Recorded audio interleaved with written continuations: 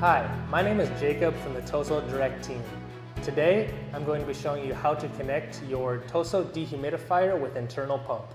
Please note that the internal pump is only available on select models. If you have any questions on whether or not your unit contains an internal pump, please send us an email at support@tosotdirect.com and we'll be happy to assist you. To begin, power the pump feature on using the display screen on top of your unit. Next, you're going to flip the unit around and locate the hose connection on the lower right of the unit. The internal pump uses a quick connect hose, so no tools are required. To connect the included drain hose, simply push in on the gray area with the tip of your finger while pulling the green plug out of the hole. Please do not yank or use extreme force to remove the plug from the drain hose connection, as this might damage the unit.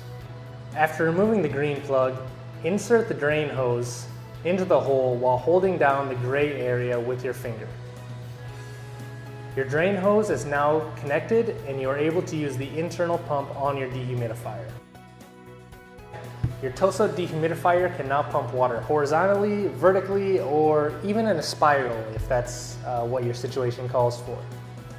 Thanks for watching, and please let us know if there's anything else that we can help you with.